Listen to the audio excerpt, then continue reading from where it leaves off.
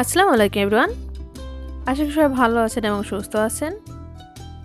অনেকদিন পর আমি আজ একটা মজাদার রেসিপি নিয়ে হাজির হলাম আপনাদের মাঝে। আসলে অনেকদিন কোনো ভিডিও আপলোড দেওয়া হয় না, ব্যস্ততার কারণে এবং অলসতার কারণে। তো আমি আজ খুব মজাদার একটা ইভিনিং স্ন্যাক্স বা বাচ্চাদের টিফিন বলতে পারেন, সেটা আপনাদের সাথে শেয়ার করব। তো দেখে বুঝতে পারছেন সেটা হচ্ছে চিকেন ললিপপ। আর এখানে আমি 4 পিস চিকেন যে লেগ পিসটা থাকে সেটা নিয়েছি। আর ললিপপের শেপ দেওয়ার জন্য এখন চিকেনটা হাঁটি থেকে মাংসটা অর্ধেকটা ছাড়িয়ে নেব, পুরোটা ছাড়িয়ে নেব না। এভাবে একটা ছুরি দিয়ে বা নাইফ দিয়ে ছাড়িয়ে নিতে হবে, জাস্ট লাস্টের দিকে রেখে দিতে হবে। আর মাংসটা আমি একটু থেতো করে দিব যাতে ভিতরে মশলাগুলো ভালো করে যায় এবং ফ্রাইটাও খুব ভালো হয়। এভাবে কেচে দিলে হবে কি যে ভিতরে কাঁচা থাকার কোনো সম্ভাবনা থাকবে না। আর যেহেতু এটা আমি ডিরেক্ট কাঁচা মাংস দিয়ে করব, তবে আপনারা চাইলে সিদ্ধ করে নিতে পারেন, তবে এভাবে করলে টেস্টটা খুব ভালো আসে।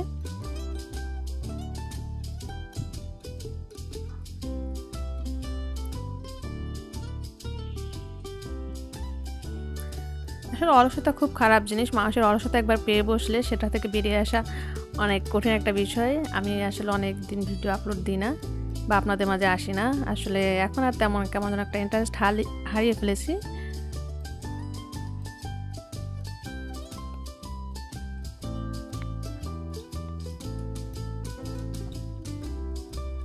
তারপর অনেকদিন পর আসলাম আপনাদের মাঝে। আশা করি রেসিপিটি ভালো লাগবে।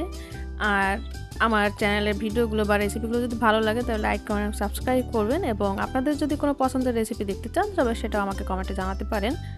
আমি আপনাদের সাথে সেগুলো শেয়ার করার চেষ্টা করব। তো আমি এখানে সবগুলো লেগ পিস এভাবে ছাড়িয়ে নিয়েছি মাংস থেকে হাফ পর্যন্ত।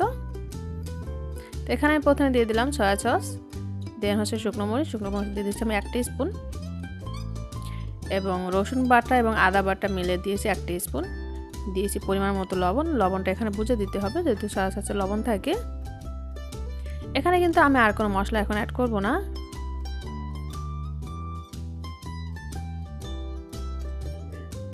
জাস্ট এখানে আমি দিয়ে দেবো 1 টিস্পুনের মতো হার্বস। আর হার্বসটা দিলে কিন্তু চিকেনে খুব ভালো একটা টেস্ট আসে। আর এই হার্বসটার ভিতরে কিন্তু আপনার 12 রকমের মশলা থাকে। আর KFC যে চিকেন ফ্রাইটা করা হয় সেটাতেও কিন্তু এই মশলাটা দেওয়া হয়। তো এখন আমি এটাকে ওভারনাইট ফ্রিজে রেখে দেব। তো আমি ফ্রিজ থেকে বের করে নিয়েছি। আমি কিন্তু এটা ওভারনাইট রেখেছিলাম। আর চিকেনটা যেহেতু ডিরেক্ট কাঁচাই নিয়েছি, সিদ্ধ করিনি, তো এই কারণে আপনার ওভারনাইট অথবা কমপক্ষে 3 ঘন্টা ফ্রিজের নর্মাল চেম্বারে রাখতে হবে। তো আমি মশলার সাথে ভালো করে আবার একটু মিশিয়ে নিলাম। এখন এখানে আমি নিয়েছি ব্রেডক্রাম্ব 2টা ডিম। তো ডিম 2টা আমি একটুখানি 1 চিমটি লবণ দিয়ে ফেটিয়ে নিচ্ছি।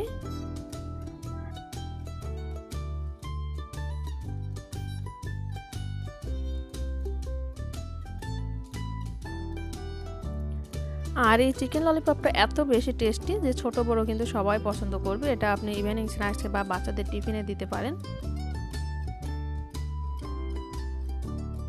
প্রথমে আমি ডিমে গড়িয়ে নিব, দেন ব্রেডক্রাম্বে গড়িয়ে নিব।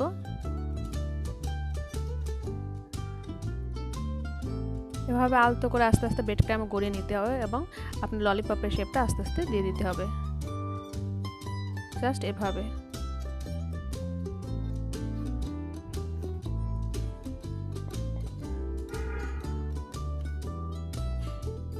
জাস্ট এভাবে আমি ব্রেডক্রাম্বটা গায়ে জড়িয়ে আস্তে আস্তে করে ললিপপের শেপটা দিয়ে দিব।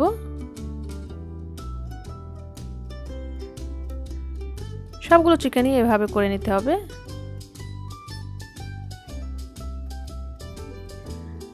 আর আপনি একটু বেশি করেই করবেন, দেখা গেলো শেষ পর্যন্ত আপনি ভাগে পালেন না। এত বেশি টেস্টি এই চিকেন ললিপপটা, দেখতে যেমন ইয়ামি এবং খেতেও কিন্তু খুবই টেস্টি হয়।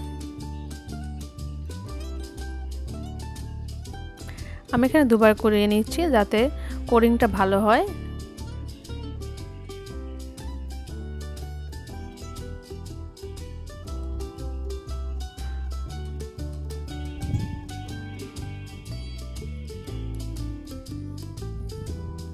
দেখতে পাচ্ছেন কত সুন্দর রোলের ললিপপের শেপটা চলে এসেছে।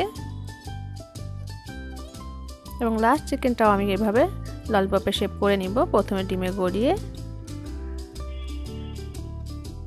দেন আমি ব্রেড ক্রামে কোট করে নিব।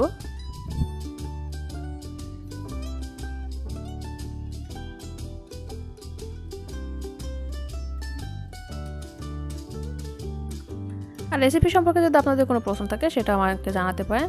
আর আমি কিন্তু এখানে চিকেনগুলো ললিপপগুলো আমি 10 মিনিট রেস্টে রেখেছি সেট হওয়ার জন্য। 10 মিনিট রেস্টে রাখলে কি হবে, আপনার যে ব্রেড ক্রামটা খুব ভালোভাবে সেট হয়ে যাবে। আর তেলটা আমি গরম করে নিয়েছি। তেলটা গরম হয়েছে কিনা বোঝার জন্য এভাবে আপনি একটা চপস্টিক দিয়ে দেখে নিতে পারেন। যখন দেখবেন যে বুদবুদ উঠছে সে পর্যায়ে আপনি চিকেনগুলো দিয়ে দেবেন। আর এখানে কিন্তু চিকেনগুলো হাই ফ্লেমে ভাজতে হবে, লো আঁচে দিলে কিন্তু ভালো হবে না, ক্রিস্পি হবে না।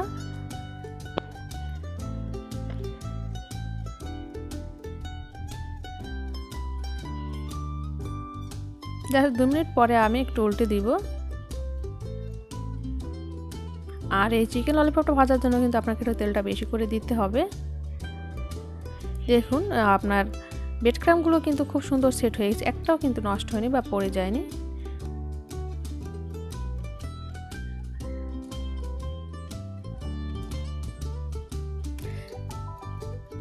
আর যেহেতু ভিতরে চিকেনটা কাঁচা দিয়েছি তো এই কারণে একটু টাইম নিয়ে এপিট ওপিট ভালো করে ঘুরিয়ে ভেজে নিতে হবে।